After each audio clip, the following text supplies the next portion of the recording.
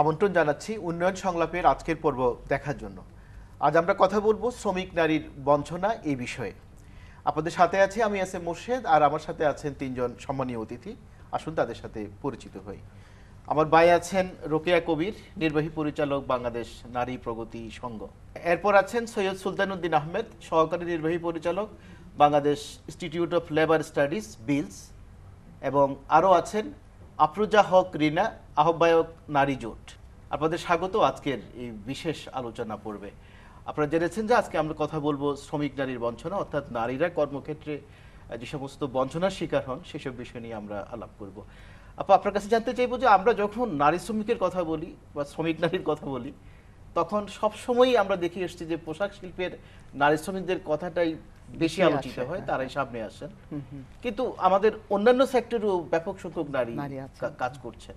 তাহলে আমরা কেন এই সকল নারীদেরকে, যারা অন্য সেক্টরে কাজ করছেন, তাদেরকে কেন আমরা কেন্দ্রবিন্দুতে আনতে পারছি? ধন্যবাদ প্রশ্নটির জন্য। এখানে দুটো ফ্যাক্টর কাজ করে। নারী কিন্তু তার যে সামাজিক, রাজনৈতিক এবং অর্থনৈতিক অবস্থান, শ্রমিক নারী হোক এমনি নারী হোক, সবাই কিন্তু এর ক্ষমতার বলয়ের বাইরে তারা থাকে। এটা হলো একটা ফ্যাক্টর, কমন চিত্র। আর আরেকটা চিত্র হলো এই যে ট্রেডিশনাল আমাদের যে ট্রেড ইউনিয়ন যে মুভমেন্ট বা দাবি দেওয়া, এগুলো তো হলো ফর্মাল সেক্টরের ট্রেড ইউনিয়ন নিয়ে কিন্তু শুরু হয়েছিল। সেই লেগেসিটা কিন্তু এখনো রয়ে গেছে। কিন্তু এখন আমরা জানি যে উন্নত দেশগুলো আউটসোর্স করছে। এই আউটসোর্স করার একটা কারণ হলো যে এখানে সস্তা শ্রম পাওয়া যায়, এবং এই সস্তা শ্রমটা হচ্ছে নারীর জন্য সবচেয়ে বেশি, এবং তারা ইউনিয়ন করবে না, হ্যাঁ, এবং তারা একটু সব মেনে চলবে। এই কারণে কম বেতন দিলেও তাদেরকে যদি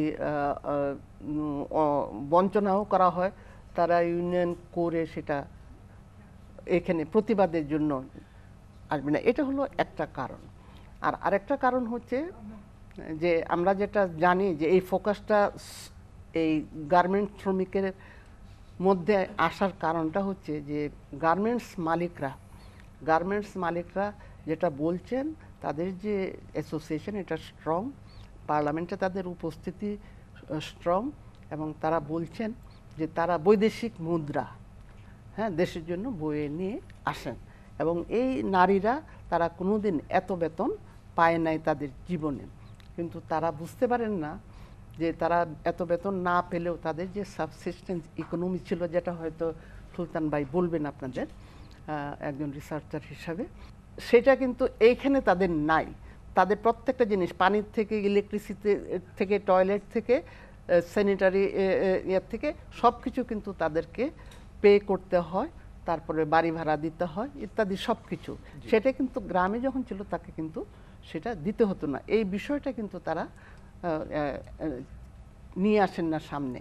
আরেকটা বিষয় যেটা হলো শ্রমিক নারীর নিরাপত্তা, তার কাজের নিরাপত্তা, তার দৈহিক নিরাপত্তা এবং সেক্সুয়াল হ্যারাসমেন্টের কাছ থেকে যে সেফটি পাওয়া, সেটা। তারপরে অনেক সময় তাদের শিক্ষার অভাবে অনেক সময় ওভারটাইম করে, ওভারটাইম সময় মতো পায় না। সবসময় ওভারটাইম কিন্তু পেন্ডিং রাখা হয় এবং বেতনও পেন্ডিং রাখা হয়। এই সমস্ত কারণে কিন্তু দেখা যাচ্ছে যে মাঝে মধ্যে এই গার্মেন্টস শিল্পে অগ্নিকাণ্ড হয়, তখন বায়াররা ওইখানে ইউরোপ আমেরিকাতে যখন বায়ারদের একটা মুভমেন্ট হয়, ক্লিন ক্লথ মুভমেন্ট, তখন কিন্তু এই শ্রমিক নারীদের একটা সামনে চলে আসে। কিন্তু অন্য নারী শ্রমিকরাও কিন্তু বঞ্চনার শিকার হচ্ছে। তারা নির্মাণ শ্রমিক হিসাবে কাজ করছে, তারা শ্রিম্পে কাজ করছে, তারা এগ্রিকালচারে কাজ করছে, তারা পোলট্রিতে কাজ করছে, লাইভস্টকে কাজ করছে। এইগুলো কিন্তু এখনো সামনে আসছে না। জি, আপনার কাছ থেকে জানবো যে আপা মোস্টলি ফর্মাল সেক্টর সম্পর্কে বললেন, এখানে নারীর যে সমস্ত অধিকার বঞ্চনার যে চিত্রটি আর কি। আমরা যদি ইনফর্মাল সেক্টর নিয়ে একটু চিন্তা করি, যে সেখানকার নারী শ্রমিকদের সিনারিওটা কি? মনে রাখতে হবে যে প্রথমে যেটা বলা হয়েছিল যে এখানে শ্রমিক, আমাদের দেশের অর্থনৈতিক ব্যবস্থায় শ্রমিক হচ্ছে সবচেয়ে বঞ্চিত শ্রেণী, তার মধ্যে নারী শ্রমিক আরও বঞ্চিত। আচ্ছা, এবং এই নারী শ্রমিকদের মধ্যে আবার অপ্রাতিষ্ঠানিক খাত এবং অপ্রাতিষ্ঠানিক খাতের মধ্যে যারা গ্রামীণ অপ্রাতিষ্ঠানিক খাত তারা আবার সবচেয়ে বেশি বঞ্চিত।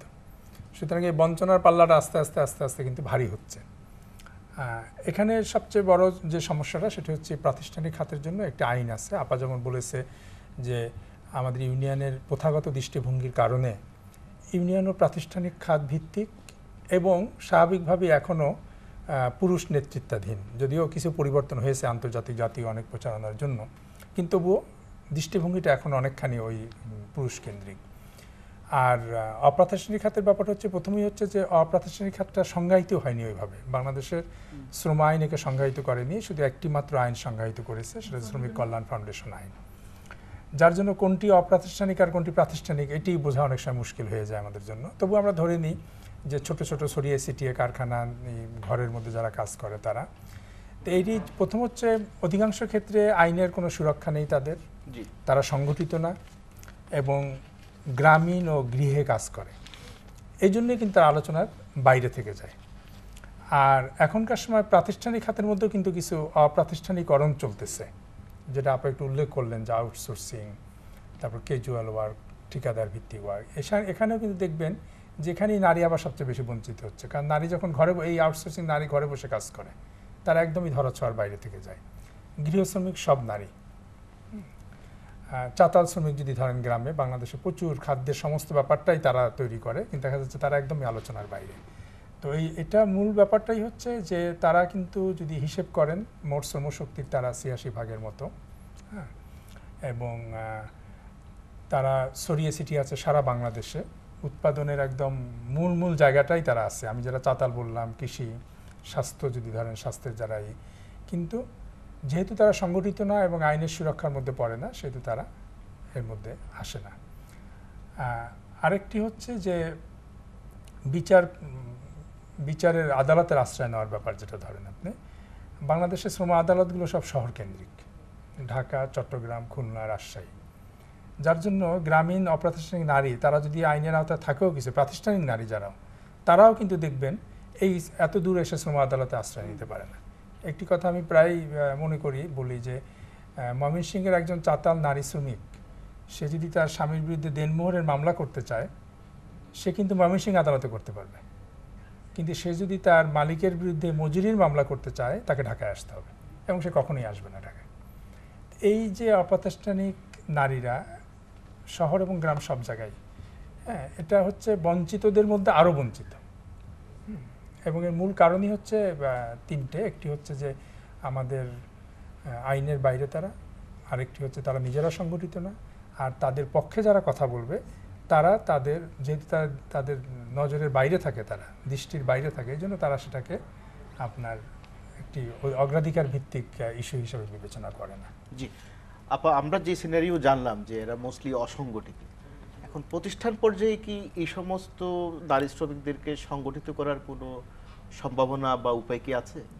অবশ্যই আছে। আর শুধুমাত্র যারা শহরে পোশাক শিল্পে যে সমস্ত নারীরা কাজ করেন, তাদের যেমন ট্রেড ইউনিয়ন করার সুযোগ আছে, এখন বিভিন্ন জায়গা থেকে আন্দোলন কিছু শুরু হয়েছে, যেখানে যারা অপ্রাতিষ্ঠানিক ক্ষেত্রে যে সমস্ত নারীরা আছেন তাদেরকে সংগঠিত করা এবং তাদের বিষয়গুলোও তুলে নিয়ে আসা। এবং এখন আপনারা দেখবেন একটা আন্দোলন শুরু হয়েছে নারী কৃষি শ্রমিকদের সংগঠিত করার বিষয়ে, তাদের বেতন, তাদের কাজের কাঠামো, তাদের সুযোগ সুবিধা, তাদের অধিকার নিয়ে কাজ করছে বিভিন্ন সংগঠন।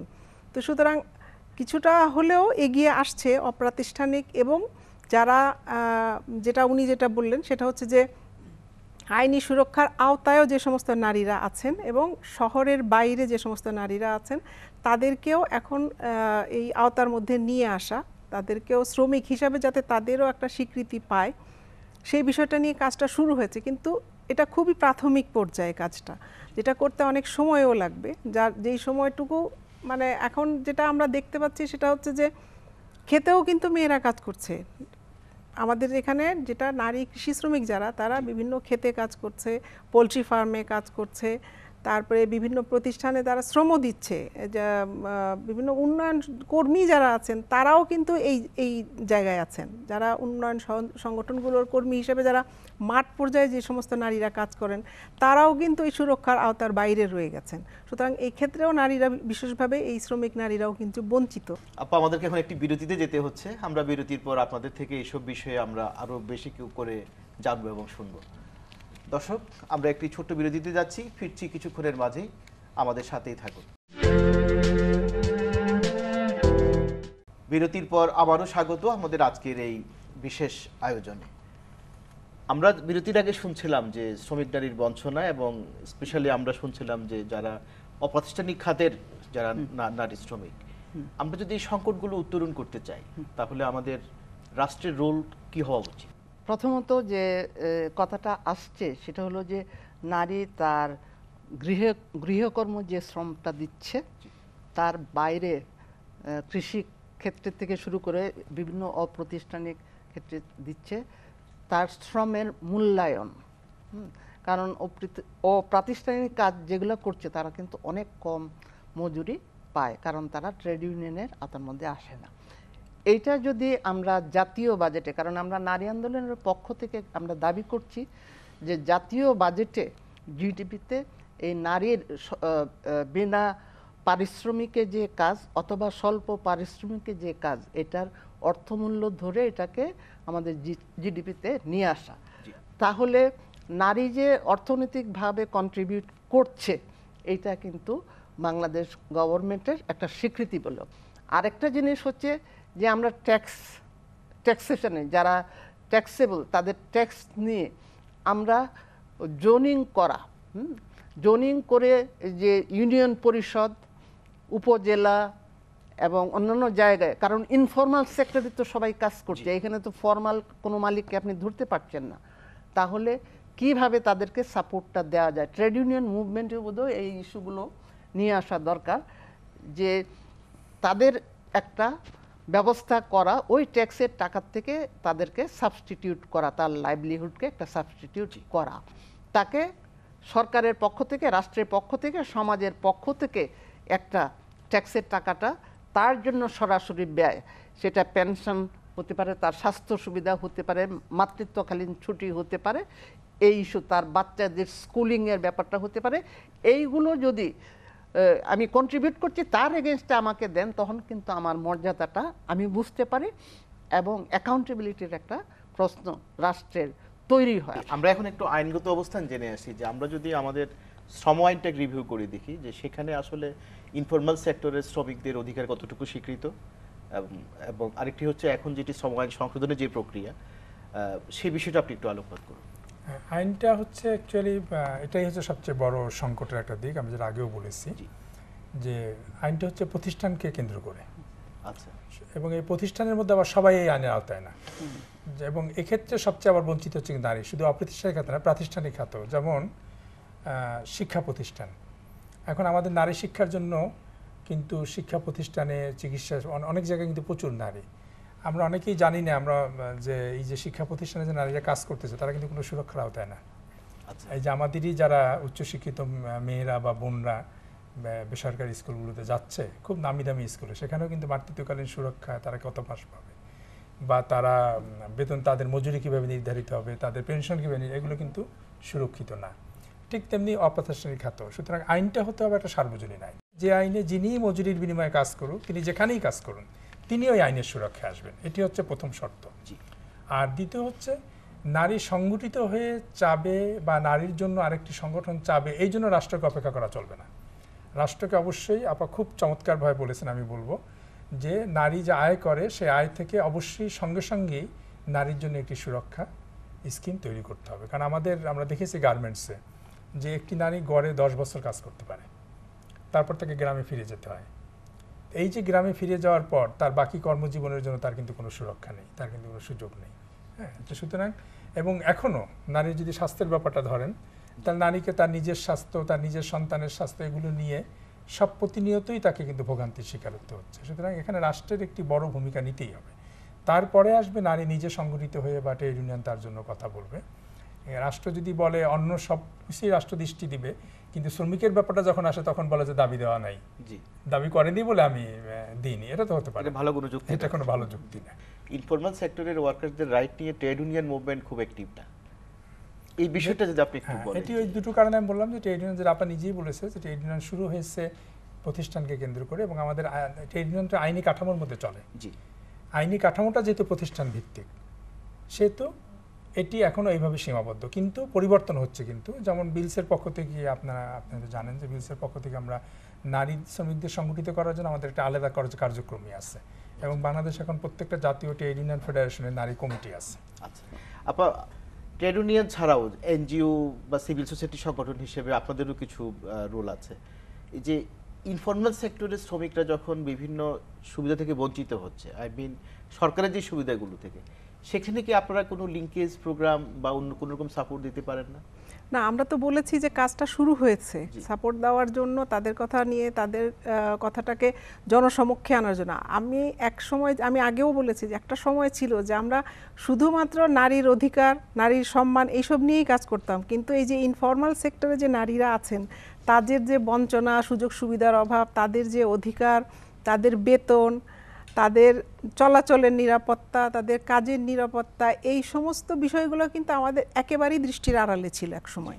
এখন সেটা আমরা বিভিন্ন সংগঠন কাজ করছে বলেই সেটি এখন উঠে আসছে, এবং আমরাও জানছি যে ইনফরমাল সেক্টর বলে একটা সেক্টর আছে, যে সেক্টরে মেয়েরা কাজ করেন। মনে করেন নির্মাণ শ্রমিক, নির্মাণেও কিন্তু বিভিন্ন নারী শ্রমিক কাজ করছে, করতেছে। এবং এটা ইনফরমাল সেক্টর। বিভিন্ন ছোট ছোট কারখানাতে মেয়েরা কিন্তু কাজ করে, যেখানে কাজ করে মেয়েরা সেটাও কিন্তু ইনফরমাল সেক্টর। এবং গৃহ শ্রমিক যারা আছেন সেটাও ইনফরমাল সেক্টর। গৃহ শ্রমিকদের উপরে যে নির্যাতন হচ্ছে, বেতনের তো কোনো কাঠামো কিছু নাই, তারা কিছু, আর তাদেরও যে একটা অধিকার আছে তারা নিজেরাই তো সেই জিনিসটা বোঝে না। তো এই যে আমাদের সচেতনতা বৃদ্ধির কাজটা চলছে, আমরা বিভিন্ন নারী সংগঠন এটার উপরে কাজ করছি, এবং এই সচেতনতা বৃদ্ধিটা, প্রথম কথা হচ্ছে যে আমরা তো কাজ করবই, কিন্তু রাষ্ট্রকেও এই বিষয়টা নিয়ে ভাবতে হবে। আমরা মনে করি আপনার কাছে আসবো যে উনি যেটি বলছেন রাষ্ট্রকে ভাবতে হবে, আসলে রাষ্ট্রের কাছে আপনাদের প্রত্যাশা কি? কোন কোন মেজর এরিয়াতে রাষ্ট্রের ইন্টারভেনশন প্রয়োজন? একটা হচ্ছে আইনটাকে বাস্তবায়ন করা, এটি একটি, এবং সেই আইনটাকে যতটুকু আইন আছে সেটা বাস্তবায়ন করার জন্য মনিটরিং সেলটাকে এটা কার্যকর করা, এটা হলো দুটো।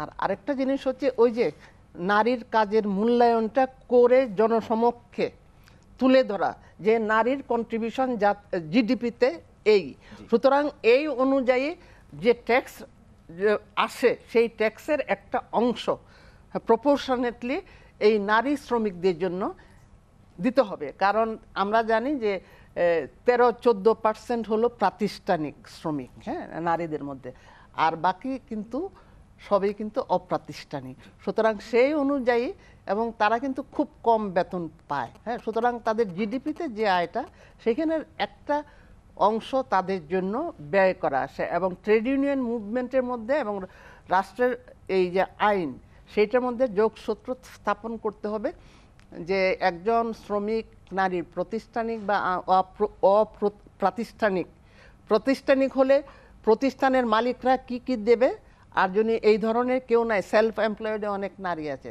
তাহলে রাষ্ট্র কী ব্যবস্থা করবে। এবং এই সার্ভিস ডেলিভারিগুলো একদম ইউনিয়ন পর্যায় পর্যন্ত নিয়ে যাওয়া দরকার, শুধু শহর কেন্দ্রিক না। এবং সেই জন্য বাজেট বরাদ্দ, লোকাল গভর্নমেন্টে নারীদেরকে সম্পৃক্ত করা, কমিউনিটি ফোরামগুলোকে সম্পৃক্ত করা, তাদেরকে সচেতন করা, এটা কিন্তু বিরাট দক্ষযোগ্য ব্যাপার, কিন্তু করতে হবে। আচ্ছা, আমরা একদম শেষ পর্যায়ে এসেছি। আপনার কি কোনো স্পেসিফিক সুপারিশ আছে যে আমরা যদি এই ইনফরমাল সেক্টরের নারীদের অবস্থার উন্নতি করতে চাই?